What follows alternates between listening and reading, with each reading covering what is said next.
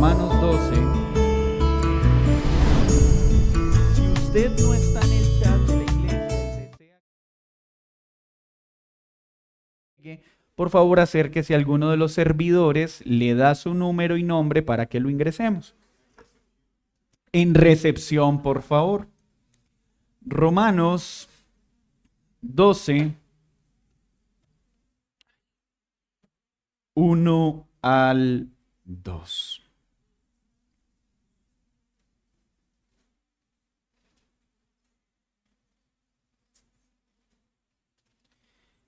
Así que, hermanos, os ruego por las misericordias de Dios, que presentéis vuestros cuerpos en sacrificio vivo, santo, agradable a Dios, que es vuestro culto racional. No os conforméis a este siglo, sino transformaos por medio de la renovación de vuestro entendimiento, para que comprobéis cuál sea la buena voluntad de Dios, agradable y perfecta. Mi buen Dios, esta mañana estamos reunidos tan urgidos de oír tu voz, tan necesitados de que tu palabra transforme todos nuestros afectos, tan necesitados de que hoy tu Espíritu Santo tome estas preciosas palabras y las aplique en nuestro corazón. Estamos necesitados de que hoy tu palabra traiga ánimo, traiga consuelo, traiga nuevas fuerzas, pero sobre todo un santo deseo para vivir de manera agradable a ti. Mi Señor, tu palabra nos enseña que vienes pronto. ¿Y cómo están nuestras vidas ante el Cordero? ¿Cómo estamos frente a esa posibilidad de tu pronto regreso? ¿Realmente hemos puesto nuestra fe para ti, en ti y por ti? ¿Realmente estamos viviendo de una forma agradable a tus ojos? ¿Realmente nuestras acciones concuerdan con la gratitud de un corazón que ha sido lavado y limpiado por la sangre del Cordero? Que hoy, Señor, tu preciosa palabra nos lave, nos limpie y nos santifique para ser más y más como Jesús, aquel que nos salvó a precio de sangre. En el nombre de Jesús, amén y amén. Hace algunos años, un reconocido director de orquesta fue entrevistado acerca del secreto para interpretar magistralmente una sinfonía. El periodista esperaba que hablara del talento de los músicos, de la calidad de los instrumentos o de la acústica del teatro. Sin embargo, respondió con una frase inesperada. La parte más difícil no es lograr que alguien toque una nota, es lograr que toda la orquesta permanezca afinada durante toda la obra. Muchos pueden ejecutar correctamente unas cuantas notas. Lo difícil es permanecer afinados hasta el final. Algo semejante ocurre en la vida cristiana. Muchos pueden cantar durante el culto dominical, levantar sus manos, emocionarse, escuchar himnos durante la semana, tener algunos momentos de devoción y de piedad. Pero la pregunta que la Escritura plantea es más profunda. ¿Permanece toda nuestra vida afinada con la voluntad de Dios cada día? ¿Todavía nuestra vida cristiana es de unos momentos de devoción a la semana? ¿O es una vida de devoción cada minuto, cada segundo, cada instante? Esta fue precisamente la denuncia que estuvimos estudiando el domingo anterior en Isaías 1, ¿lo recuerdan? Judá seguía ofreciendo sacrificios. Iban muy bien vestidos cada sábado al templo. Celebraban todas las fiestas solemnes que Dios había establecido. Pero, ¿qué pasaba? Su corazón estaba lejos de lo que hacían.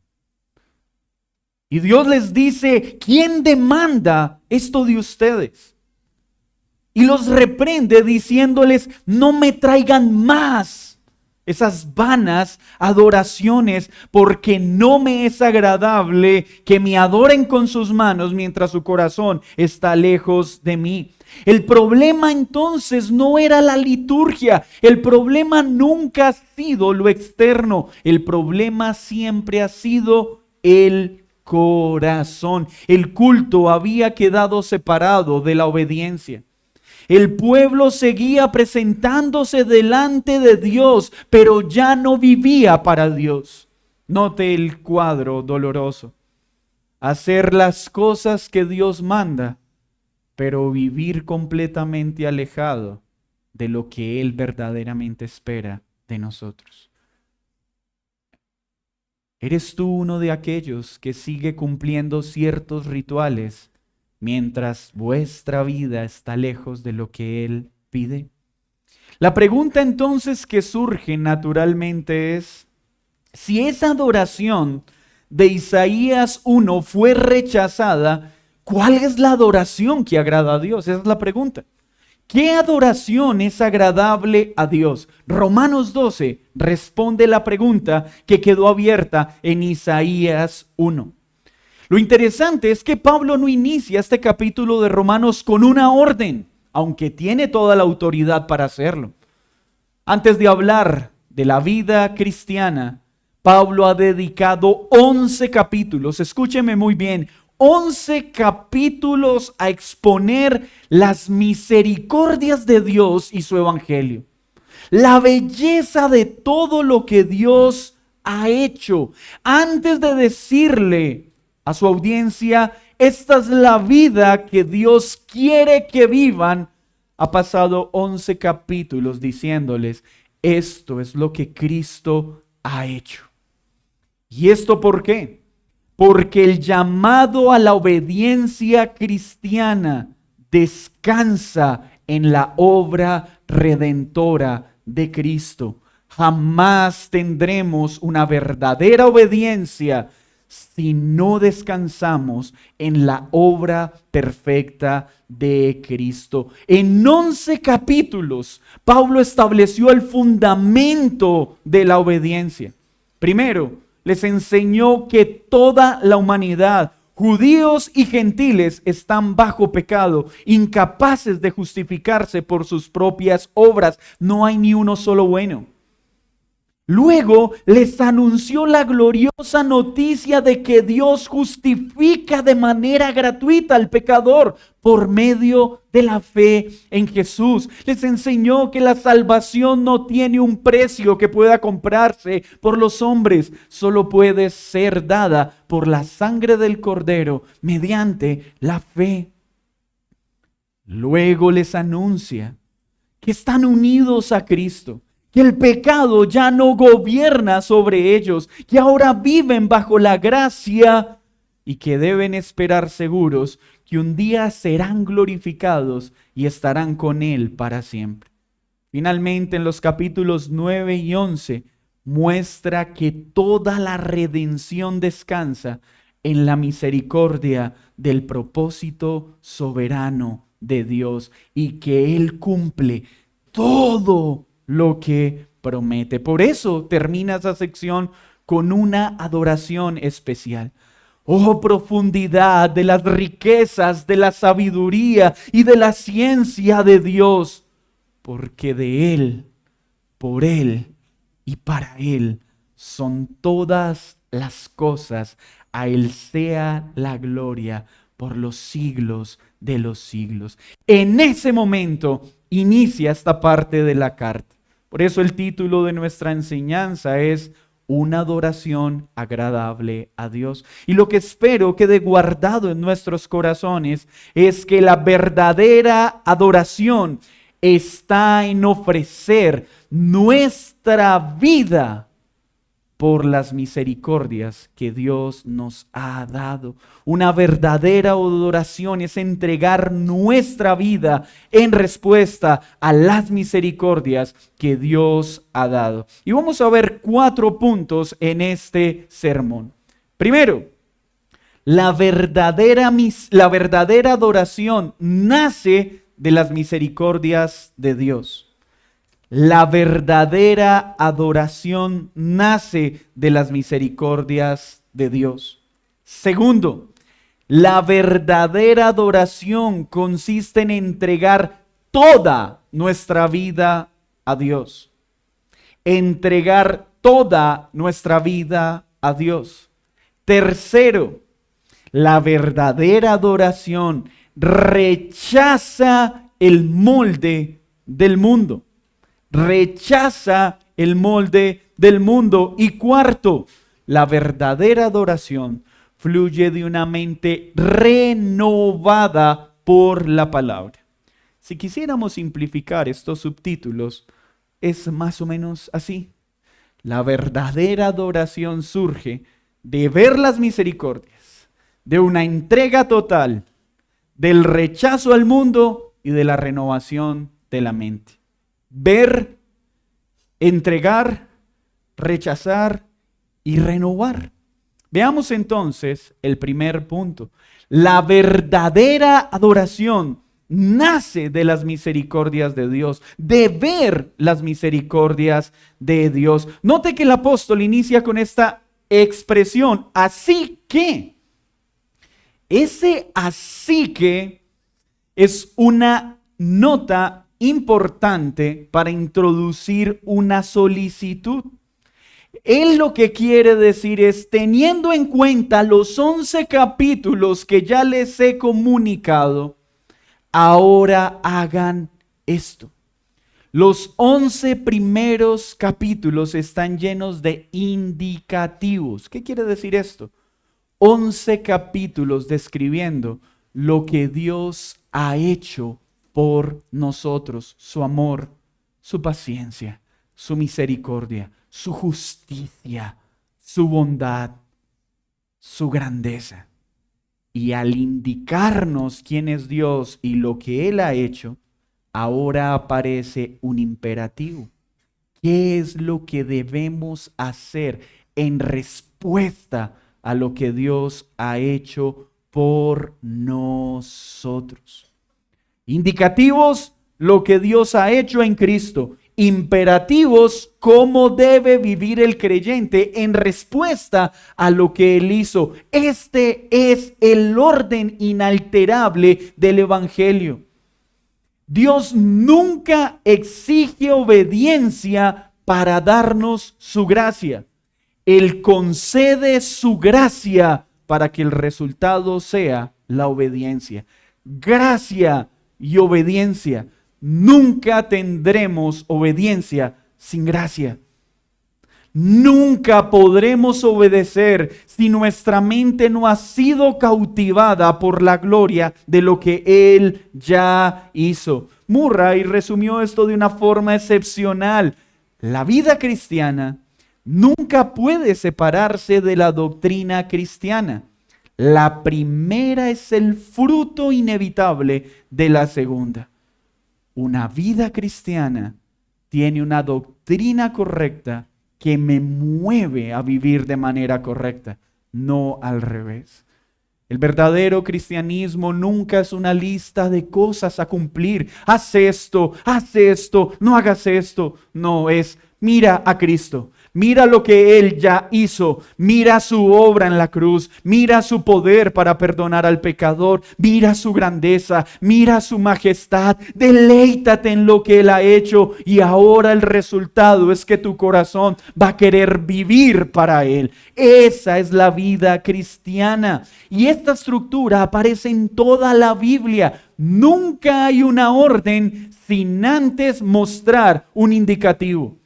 Los imperativos no van primero, van después. Primero el indicativo de lo que Dios hace y segundo el mandato de lo que Dios quiere. Esto lo vemos en toda la Escritura. ¿Recuerdan? Dios primero le dijo a Israel qué tenía que hacer para él poderlo salvar. No, él primero redime a Israel, lo saca de Egipto y le entrega la forma en la que quiere que vivan. Pablo en sus cartas siempre expone primero la salvación y después exhorta a la obediencia. Lo mismo pasa en Efesios. Todos los 3 primeros capítulos hablan de lo que Cristo hizo.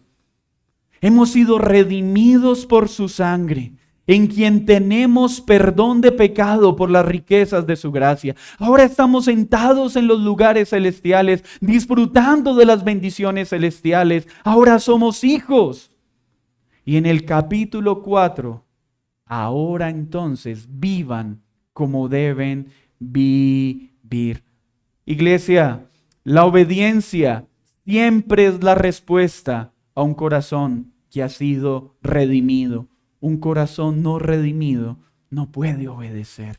Al menos no haya plenitud en ello, ni la capacidad para permanecer en obediencia. Con frecuencia reducimos la adoración a pequeños tiempos de devoción. Las personas siguen pensando que la vida cristiana consiste en sacar unos minuticos en la mañana, leer un devocional, otro ratico en la tarde, de pronto otro ratico en la noche, ir de vez en cuando a la iglesia. La verdadera adoración es una vida que se entrega por completo a Dios minuto a minuto, segundo a segundo. Por eso Romanos 12, 1 y 2 es tan importante.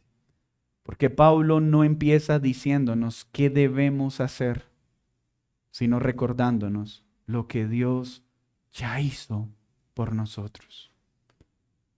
Nuestra falta de obediencia es igual a nuestra falta de tiempo contemplando, mirando a Cristo y su preciosa obra.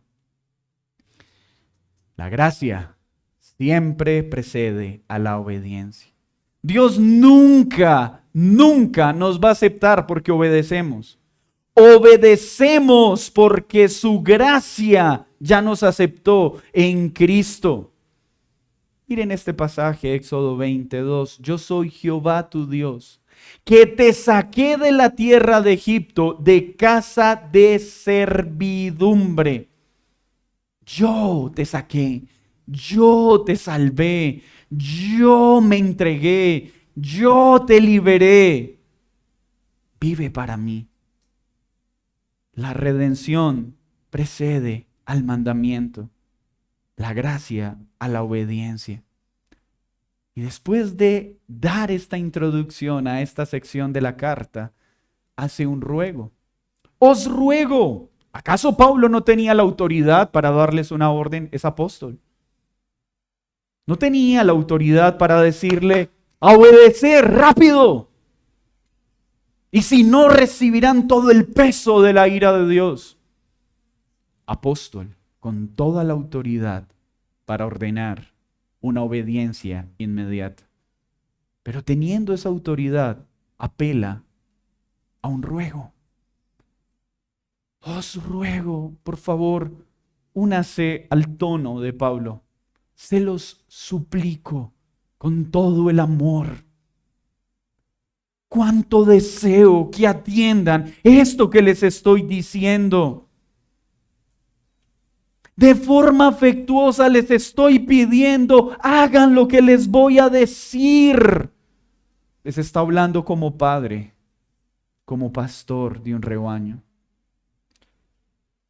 Porque la obediencia cristiana no sufre de la manipulación ni el temor que producen las autoridades religiosas, sino de una correcta exposición de la gracia. Hay muchas personas que para tener una relación con Dios necesitan un verdugo que les esté mandando todo el tiempo con órdenes y atemorizándolos para pensar que están siendo pastoreados. Hay gente que solo tiene una relación con Dios cuando tienen personas que los atemorizan, que los asustan, que los intimidan para que obedezcan. Y la obediencia se vuelve el fruto de un resultado servil y manipulativo. Pero Pablo nos está enseñando que la tarea pastoral no es atemorizar, ni manipular, ni enseñorearnos de la conciencia de otros. Es presentar amorosa y afectuosamente las verdades de la gracia para que el Espíritu Santo las aplique en los corazones. Si tu obediencia solo se manifiesta por el miedo a quienes te lideran, tú no tienes un corazón redimido.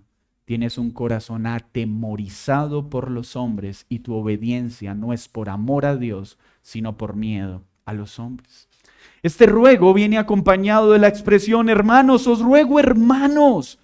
Sí, esta exhortación es solo para la familia de Dios. Solo aquellos que han sido redimidos pueden atender a este ruego.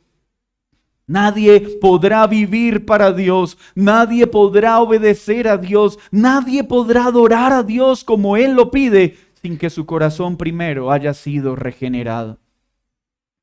Jesús declaró en Juan 4:23 lo siguiente: mas ahora viene y ahora es cuando los verdaderos adoradores adorarán al Padre en espíritu y en verdad, porque también el Padre tales adoradores busca que le adoren. Así que permítame explicar esto. Este ruego es para las personas que han puesto su fe en Jesús, porque una buena conducta no puede nacer de un corazón no regenerado. Pero ¿a qué apela Pablo? Le ruega, les recuerda los 11 capítulos, pero ¿qué podría usar para que ellos obedezcan? Hermanos, les ruego por miedo al infierno, obedezcan a Dios. Podría ser un buen tema. Hermanos, les ruego para que puedan prosperar y tener dinero, obedezcan a Dios. Hermanos, os ruego que entreguen su vida a Dios para que sus negocios mejoren y su matrimonio mejore. ¿No es lo que se enseña hoy desde los púlpitos? Busca a Dios porque si no irás al infierno. Busca a Dios para que puedas ir al cielo. Busca a Dios para que tus problemas se acaben. Busca a Dios para que pares de sufrir. No, obedece a Dios por lo que Él ya hizo, por lo que Él obtuvo en esa cruz, no para tratar de obtener algo más. Y no estoy diciendo que Dios no da más de lo que podemos imaginarnos, pero esa no es la motivación por la que Pablo dice que debemos buscarlos. Y Pablo está hablando de misericordias en plural. Está hablando, hermanos, les ruego que por todas las muchas cosas que Dios ha hecho, la elección soberana, la justificación por la fe, la reconciliación, la adopción, la unión con Cristo, el don del Espíritu Santo, les ruego que por estas cosas vivan para Él, porque todas han sido dadas por misericordia. Entiendan que lo único que merecíamos era toda la ira del Dios Santo, pero Él nos ha mostrado sus misericordias. La obediencia evangélica es una flor que brota de la misericordia. La obediencia nunca es la raíz de la salvación, siempre es el fruto. La obediencia nunca es la raíz de la salvación, es su fruto. Ninguna obediencia puede agradar a Dios si no procede de una plena unión con Cristo. Pablo no apela al miedo. Pablo no apela a la culpa. Pablo no está buscando aterrorizar a su audiencia. Está tratando de cautivarlos con las misericordias de Dios por la obra del Evangelio para que vivan de una forma agradable a Dios. El legalismo siempre pregunta, ¿qué debo hacer para que Dios me acepte? ¿Qué tengo que hacer para que Dios me ame? El Evangelio responde: Dios ya te ha aceptado en Cristo, ahora vive para su gloria. Dios ya te ha aceptado en Cristo, ahora vive para su gloria. Esa diferencia cambia por completo la manera en que entendemos la obediencia. Esta verdad confronta esa tentación de nuestro corazón de convertir nuestra vida o de evaluar nuestra vida por los méritos de lo que hacemos. La vida cristiana no es hemos hecho lo suficiente para que Dios nos ame. No, no, no. Estamos abrazando lo suficiente lo que Cristo ya hizo. Escúchame, es posible servir. Es posible que repartas todos tus bienes ante los pobres, que ofrendes generosamente, que enseñes a otros, participar de ciertas actividades religiosas y estar haciéndolo por las motivaciones equivocadas, tratando de ganar el favor de Dios. Cuando eso ocurre, la obediencia deja de ser adoración y se convierte en un intento de negociar con Dios. Cuando tú haces las cosas buscando que Dios te dé su favor, no es una obediencia agradable a Él. Es un intento de sobornar a Dios con las cosas que haces. Por eso es tan peligroso esas personas que caminan por la vida pensando que hacer buenas cosas es suficiente. No, no es ser bueno bajo los ojos humanos. Estás adorando a Dios como Él lo pide en su palabra. Pablo nos recuerda una y otra vez en Romanos que el creyente posee todo lo que necesita para acercarse al Padre. La obediencia no busca comprar el amor de Dios, nace de haber sido amado por Él. Mira, la vida cristiana no es, hice esto, ahora sí Dios me ama. No lo hice, ahora Dios no me ama. Hice esto, Dios me ama. No lo hice, Dios no me ama. No. Mi deseo de obediencia real no es para que Él me ame, sino porque quiero retribuir el amor que Él ya me dio por gracia. La verdadera adoración, la verdadera obediencia nace cuando el creyente contempla, mira una y otra vez las misericordias reveladas en el Evangelio. Cuando más entiendo la grandeza de su amor, cuando más entiendo lo que Él hizo en esa cruz, cuando más entiendo el valor de su preciosa sangre, cuando más entiendo ese amor inmerecido, la consecuencia es un corazón que quiere obedecer. Cuando un corazón no desea obedecer y se conforma con venir a la iglesia, ser un buen padre, que no falte comida en la nevera, no matar a nadie, solo está mostrando que no pasa tiempo mirando lo que Cristo hizo, maravillándose con todas sus bondades. Cuenta la historia cerca de dos hermanos que iban caminando cerca a un lugar donde habitaban leprosos. Estos dos jóvenes mellizos de 25 años estaban a punto de avanzar y de repente se preguntaron, ¿y qué pasará con el alma de esas personas que han sido apartadas y excluidas por causa de su lepra? ¿Qué pasará si mueren? ¿Qué pasará con sus almas? ¿No es mayor el terror de ir al infierno que el dolor que les puede producir su lepra? Mi hermano amado, después de ver lo que Cristo hizo por nosotros, ¿no deberíamos internarnos para predicarles a Cristo y tal vez morir con ellos? ¿No deberíamos experimentar este dolor en el cuerpo para ver a muchos que se salven en su alma? ¿No debería la sangre de nuestro Señor movernos a tal fin? El otro hermano respondió, sí, hermano, después de lo que Cristo ha hecho por nosotros, no debemos hacer lo mismo por estos pobres hombres. Valientemente deciden ingresar a este lugar. Durante 12 años estuvieron predicando el Evangelio hasta morir con ellos. ¿Quién se atrevería a adquirir lepra de manera voluntaria para salvar a otros? Solo alguien que entiende el valor del infierno, pero también el valor del cielo. Solo alguien que entiende las glorias del cielo y quiere librar a otro de los terrores del infierno. Pero esa obediencia no fue manipulada. No fue porque el pastor, un sermón el domingo, le dijo, si ustedes no entregan su vida a Dios, si ustedes no dan todo lo que tienen.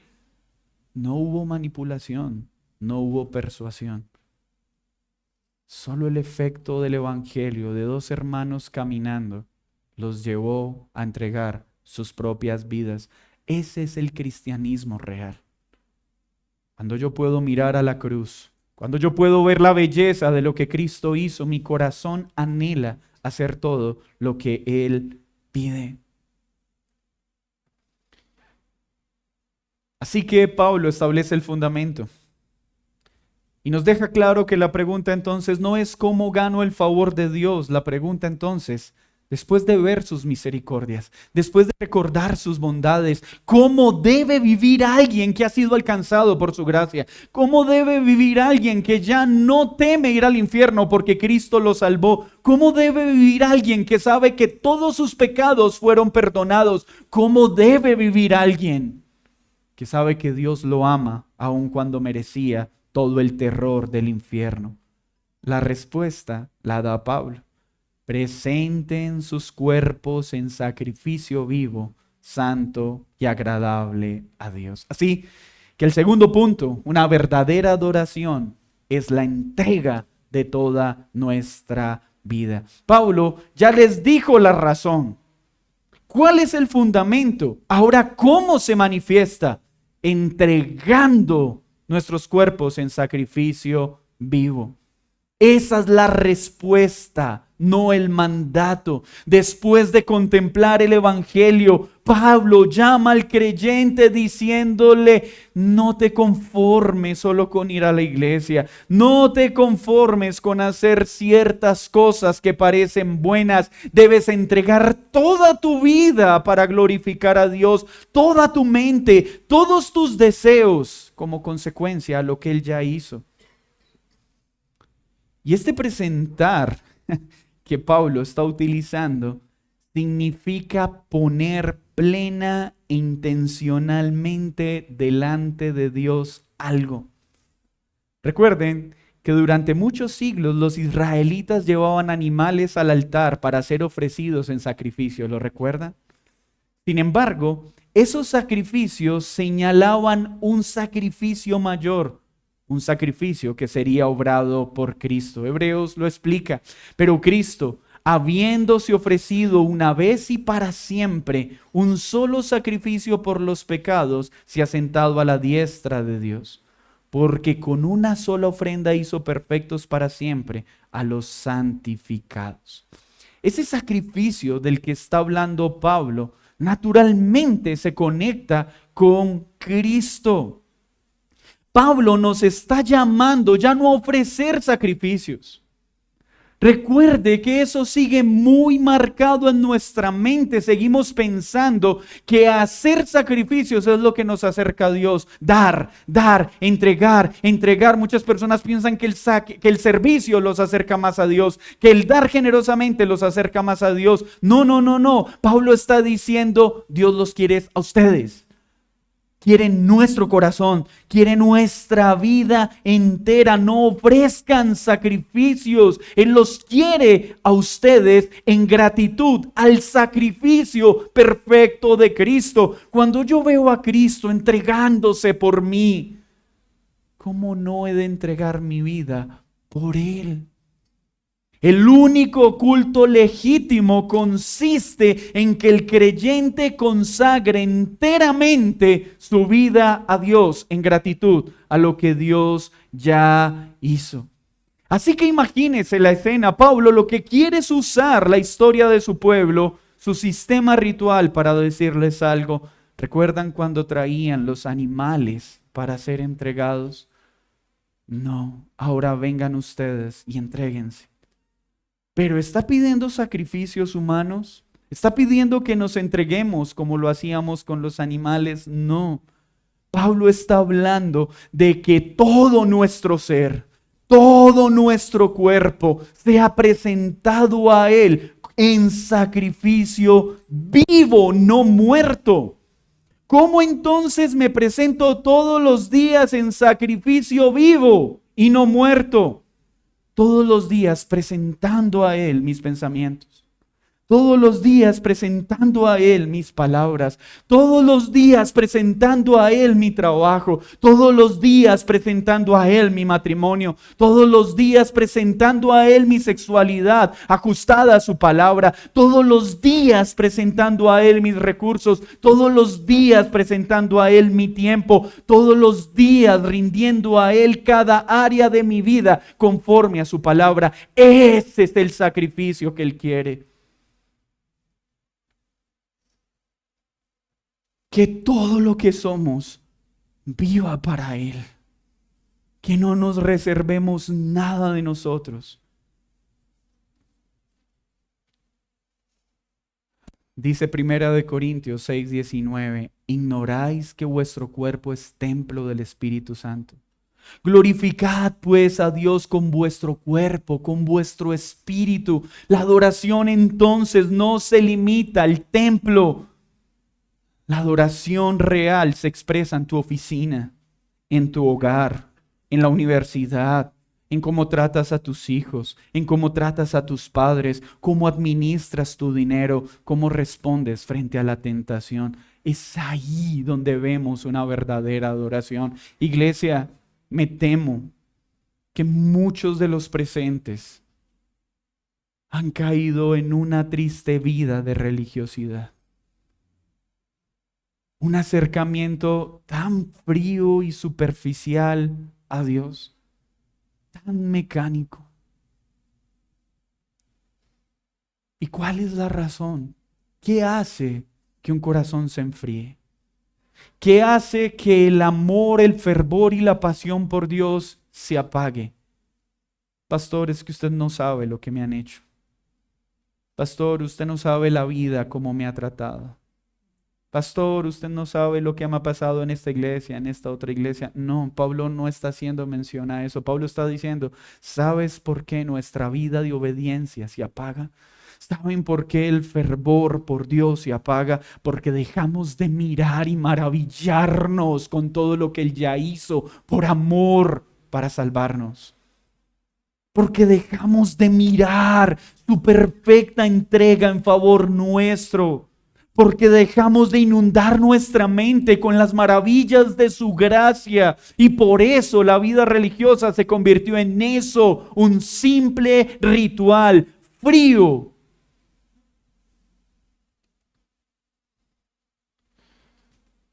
Los sacrificios del Antiguo Testamento morían. El sacrificio que Dios pide es un sacrificio vivo.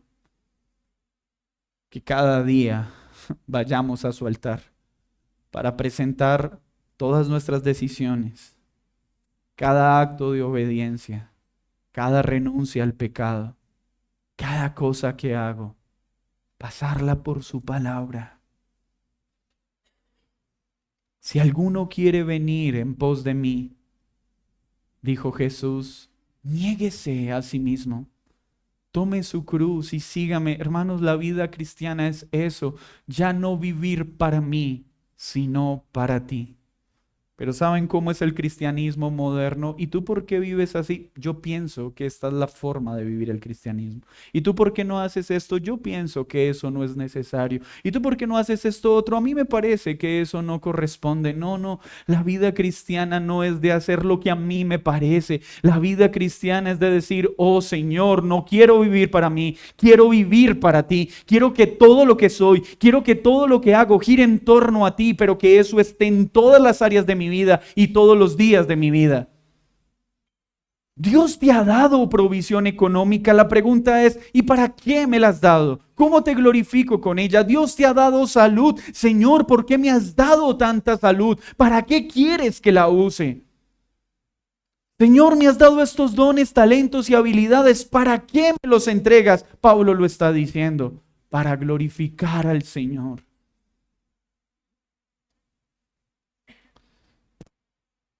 Y habla de un sacrificio vivo y santo.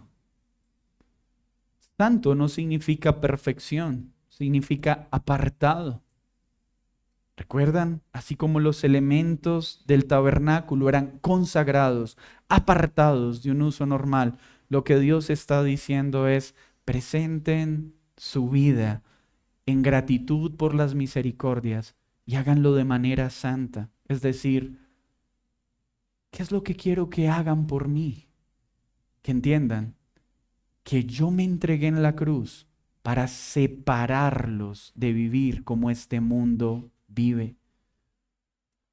Para que ya no vivan según sus intereses, sino que los he consagrado para que vivan a la luz de mi palabra. Sean un sacrificio santo y agradable a Dios. ¿Recuerdan lo que pasó en Isaías 1? Esos sacrificios no eran agradables. Pablo nos está diciendo, debemos ser un sacrificio agradable, no como el de Isaías 1, sino un sacrificio vivo, que no consiste en esfuerzos externos, sino en un corazón que adora a Dios. Dios rechazó en Isaías 1 los sacrificios del pueblo porque eran una religión externa, mientras su vida permanecía en rebeldía. ¿De qué te sirve que hables bien de Dios si con tu actuar niegas a ese Dios del que hablas? ¿De qué te sirve de que hables de las maravillas del cielo si en tus acciones estás viviendo de forma contraria a lo que Dios dice? La ofrenda aceptable ya no es un animal, ya no es un ritual, ya no es un esfuerzo externo, es una vida transformada por el Evangelio. ¿Es tu vida un reflejo de la transformación del Evangelio?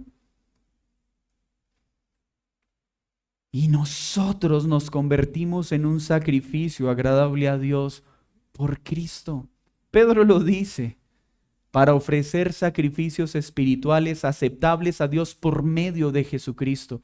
¿Qué es lo que hace que nuestra vida sea aceptable a Dios? Cristo. Cristo lavándonos, Cristo limpiándonos, Cristo santificándonos. Es por medio de Jesucristo que podemos ser ese sacrificio vivo y agradable a Dios. Nuestros sacrificios no sirven para nada. Nuestra obediencia no sirve para salvarnos. Lo que sirve para salvarnos es la obediencia perfecta y el sacrificio perfecto de Cristo. Por eso, para poder cumplir esta solicitud de que nuestras vidas sean un sacrificio vivo, aceptable, santo y agradable a Dios, necesito estar unido a Cristo y haber sido lavado por la sangre del Cordero. No pierdas de vista. Nada de lo que hagamos puede ser agradable a Dios si primero no hemos sido unidos a Cristo. Porque sin su sangre, todas nuestras acciones son detestables. Luego dice que vuestro culto racional. ¿Qué quiere decir esto? Está hablando de un entendimiento coherente, consciente de la verdad. Contemplar las misericordias de Dios con entendimiento. Muchos viven su fe por sensaciones de manera mística. Es que hoy sentí, hoy no sentí. Hoy me sentí alegre, hoy no estuve tan alegre. Hoy hubo fuego, hoy no hubo tanto fuego. No, es por una comprensión coherente de lo que Dios dice. Dios no anula las emociones, pero las emociones no son las que determinan el valor de lo que Cristo ha hecho. No porque tú sientas cosquillitas en el pecho, la obra de Cristo crece en su esplendor. Y no porque no sientas nada, el brillo de la cruz debe disminuir. Que tú percibas de manera errónea la gloria de Cristo no significa que la gloria de Cristo sea insuficiente. ¿Estás viviendo tu vida como sacrificio vivo, agradable y santo a Dios en Cristo Jesús? Por favor, préstame atención. ¿Cómo mido esto? ¿Qué de tus conversaciones? ¿Tus conversaciones reflejan al Dios en el que dices creer? ¿Tus decisiones reflejan al Dios en el que dices creer? El ejercicio de tus roles en casa como esposo, padre, madre, hijo, ¿reflejan tu unión a Cristo?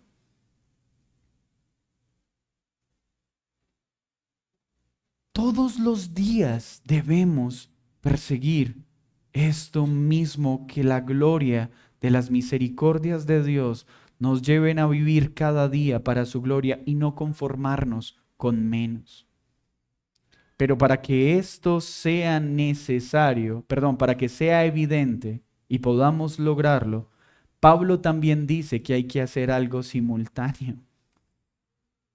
Nos dice que para lograrlo necesitamos rechazar el molde de este mundo, no conformarnos a este siglo, porque la adoración es entrega a Dios, pero también una ruptura con la cosmovisión de este mundo. Hay personas que dicen, sí, Señor, te entrego mi vida, pero sigo aferrado a todo lo que el mundo enseña, a la manera en la que el mundo piensa, a la manera en que el mundo vive, dejando que sea el mundo el que moldee lo que hacemos. Tercero, la verdadera adoración rechaza el molde de este mundo.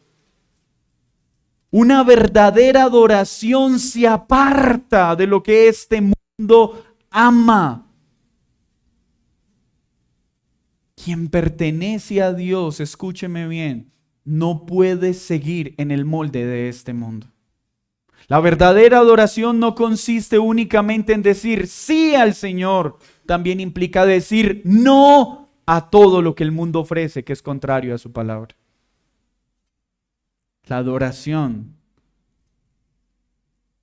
que agrada a Dios implica decir sí a Dios y decir no a todo lo que se opone a Dios. No puedo hacer las dos cosas. No puedo decir con mis labios, sí, Dios, te amo, y también, sí, mundo, te amo. Si amo al mundo, no amo a Dios. Y si amo a Dios, no amo el mundo. Por eso el verbo que Pablo utiliza ahí es tan importante. Cuando habla de no amoldarse, lo que está diciendo es no tomar la forma de, el patrón de. Es como si quisiera mostrarnos un material flexible que termina tomando la forma de aquello en lo que se vierte la gelatina.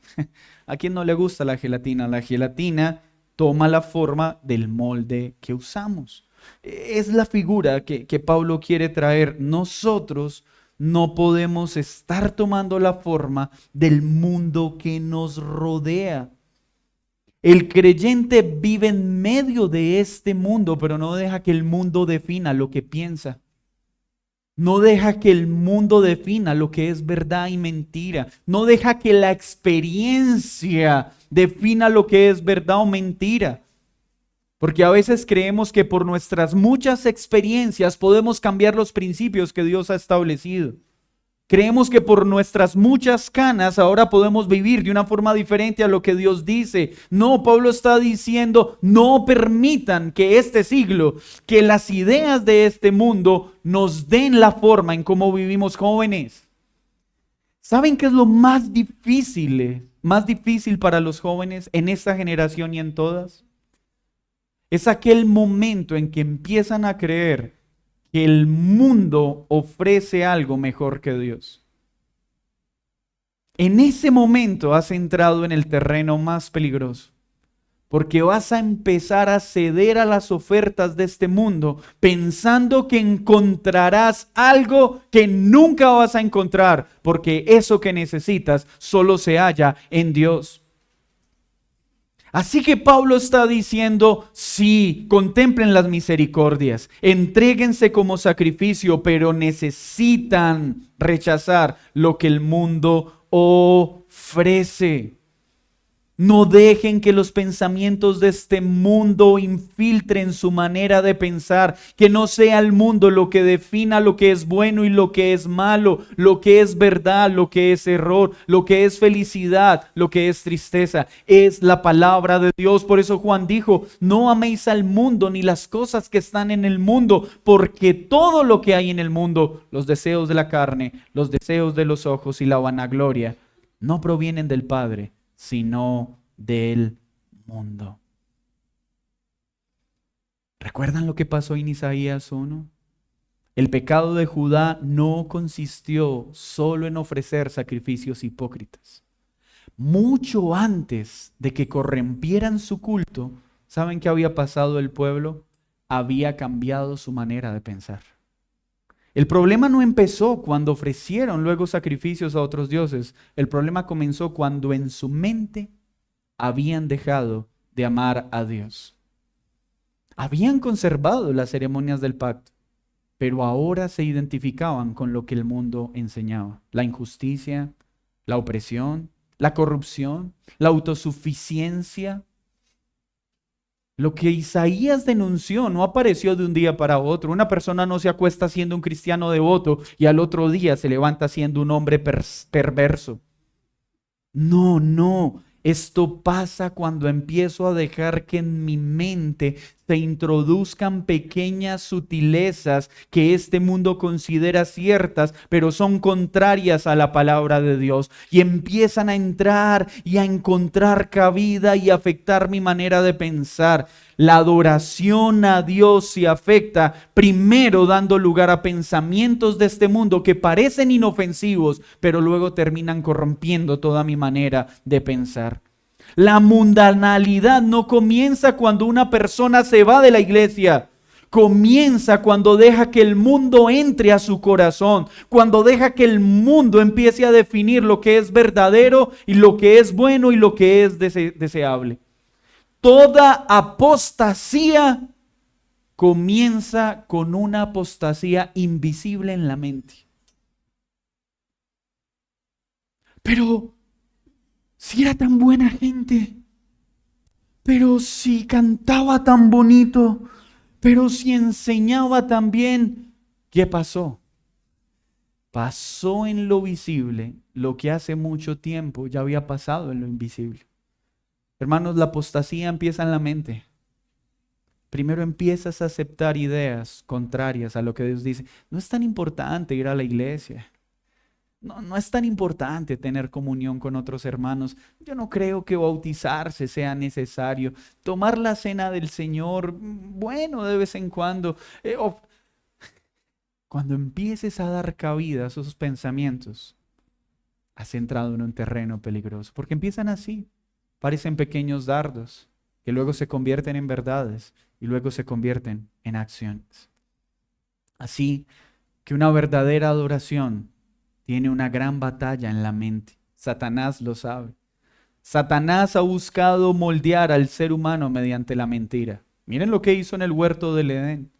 Comenzó sembrando dudas acerca de la palabra de Dios. ¿Con qué Dios ha dicho esto?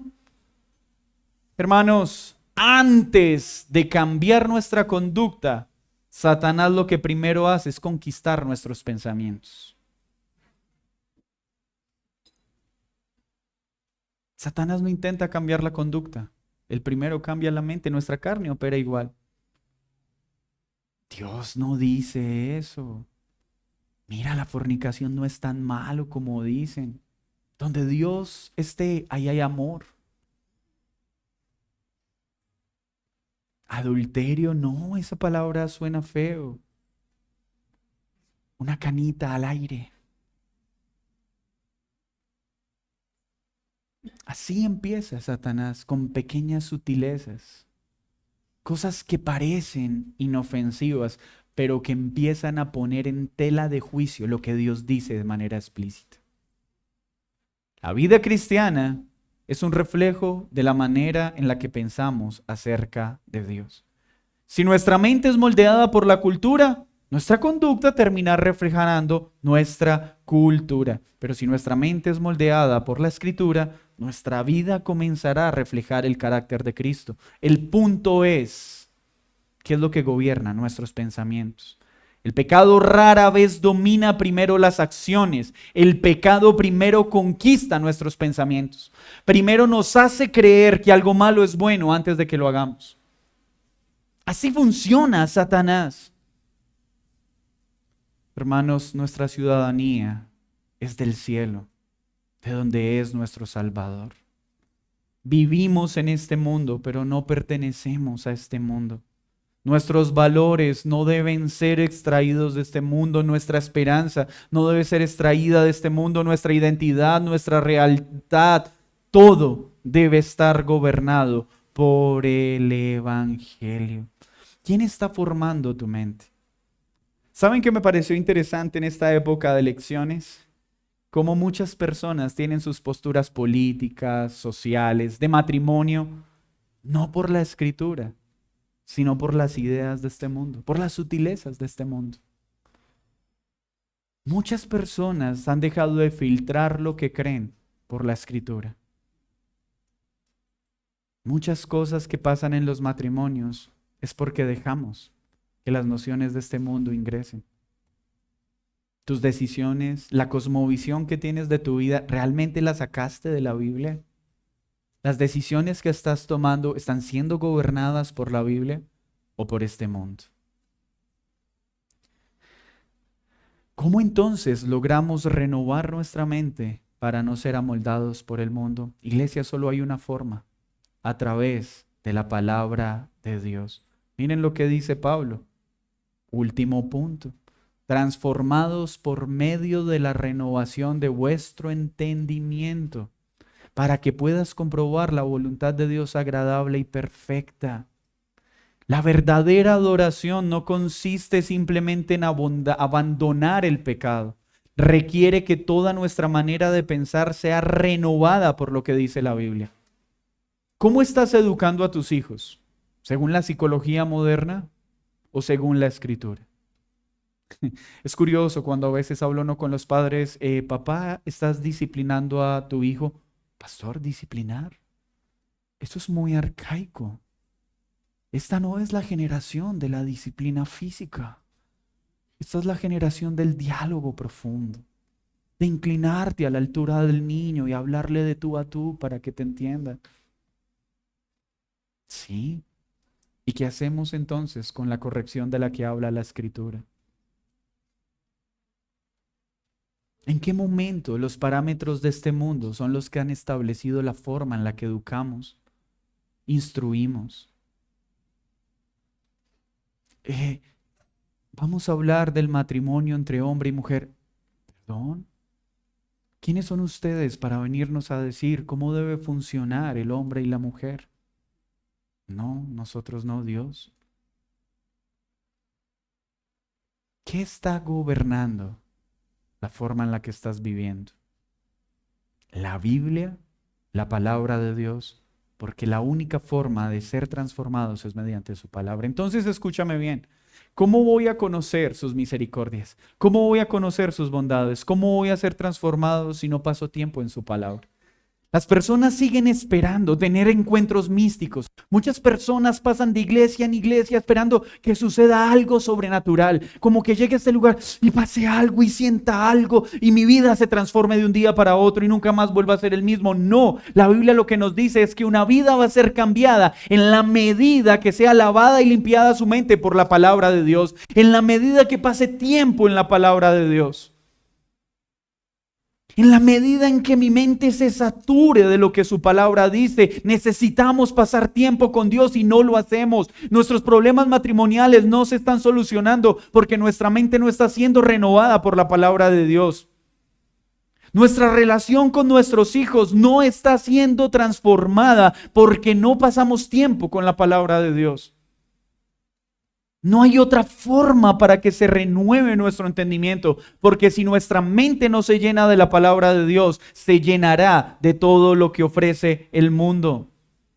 ¿Quieres transformación? Necesitas que se transforme todo lo que hay en tu mente, y eso solo se logra mediante la palabra de Dios. Pastor, pero ¿por qué tenemos que esperar hasta el matrimonio? Porque Dios lo dice. Mira los beneficios de hacerlo. A veces que uno trabaja con los jóvenes, pastor, estoy listo para casarme. ¿Cómo? Tienes 14 años. Pastor, yo ya estoy listo para noviarme. ¿Cómo? Si no tienes con qué sostener un hogar, pero siento que estoy preparado.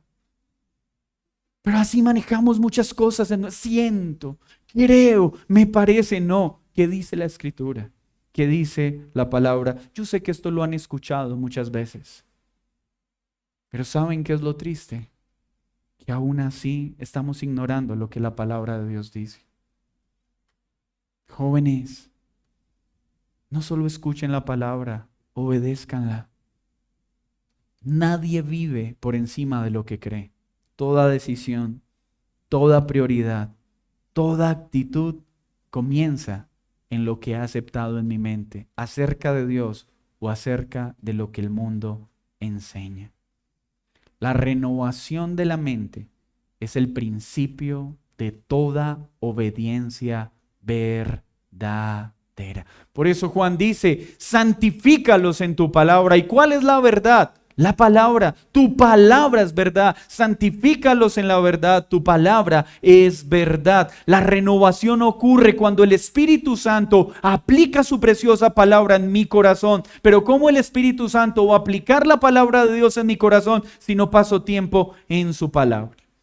Y termina diciendo, al hacer esto podrán comprobar la voluntad de Dios. Podrán discernir, podrán conocer, podrán abrazar lo que es agradable a Dios. La pregunta ya no es, Señor, ¿puedo hacer esto o no puedo hacer esto? No, la pregunta de alguien que quiere agradar a Dios es, Señor, ¿esto te glorifica? ¿Esto te honra? ¿Esto te exalta? Porque cuando hago esto puedo discernir lo que es agradable a Dios. Cuando su mente me lava cuando su palabra lava mi mente, puedo discernir lo que le agrada, su buena voluntad. Su voluntad se hace agradable para mí porque puedo entender que es perfecta. Puedo entender que su voluntad es buena porque siempre refleja su sabiduría. Entonces puedo ver en la palabra y decir, sí, debo guardarme hasta el matrimonio, y ya no lo veo como algo gravoso, lo veo como algo hermoso porque entiendo que su voluntad es buena para mí. Si viene la enfermedad a mi vida y Él no responde a mi solicitud de sanarme, puedo decir, Señor, tu voluntad es buena aunque sea dolorosa, pero confío en que tú gobiernas en esta enfermedad. Y confío en que lo que estás permitiendo es agradable. No debe ser cambiado. Pero para poder descansar en que la voluntad de Dios es buena, agradable y perfecta, mi mente tiene que haber sido renovada por su palabra. Tengo que estar alejándome de este mundo y sus moldes. Tengo que estar buscando darme por completo a Él al contemplar sus misericordias. Esta vida de obediencia y esa experiencia con su voluntad nunca van a nacer en un corazón que no ha sido maravillado por la obra de Cristo. La vida cristiana, entonces, es la respuesta agradecida del corazón que ha sido redimido por la misericordia de Dios. La verdadera adoración se ve el domingo, el lunes, el martes, cada día de la semana, cada decisión que tomas, cada pecado que rechazas por amor a Cristo, cada acto de obediencia por gratitud y no por miedo. Todo esto surge de un corazón que ha mirado sus misericordias. Ya la pregunta entonces no es, ¿cómo estuvo el culto? No. Ya la pregunta es, Señor, ¿será mi vida un acto de continua adoración a ti? Dios no está buscando simplemente que vengas más a la iglesia, aunque debes hacerlo. Dios lo que quiere es que lo adores en espíritu y en verdad, y que cada segundo, cada minuto, sea conforme a su palabra y para su gloria. Esa es la adoración agradable a Dios. Una vida que mira sus misericordias, que se entrega por completo, que rechaza el mundo y que se renueva por la palabra. Esta vida comprobará que la voluntad de Dios es buena, es agradable y es perfecta, aunque muchas veces no podamos entenderlo. Iglesia, que el Señor transforme nuestra adoración. Pero Dios hará algo que tú no deseas. Es decir, ¿por qué ha de obrar en alguien que no le pide que obre? ¿Por qué ha de llevarte a que crezca tu adoración y fervor si no es algo que estás anhelando y le estás pidiendo? Si tú ya estás unido a Cristo, por favor, pídele al Señor que avive nuevamente tu amor por Él. Que Él vuelva a ser lo más importante en tu vida, pídelo. Que otra vez todo lo que hagas busque su gloria. Si tú no has creído, hoy quiero decirte algo. Necesitas primero venir a Jesús, arrepentirte de tu pecado, empezar a mirar lo que Él hizo, para que Él cambie tu corazón. Por favor, ven a Cristo, ven a Cristo. Si aún eres esclavo de pecado, ven a Cristo, porque donde está Cristo, allí hay libertad. Señor, muchas gracias por tu palabra. Queremos vivir una adoración agradable a ti.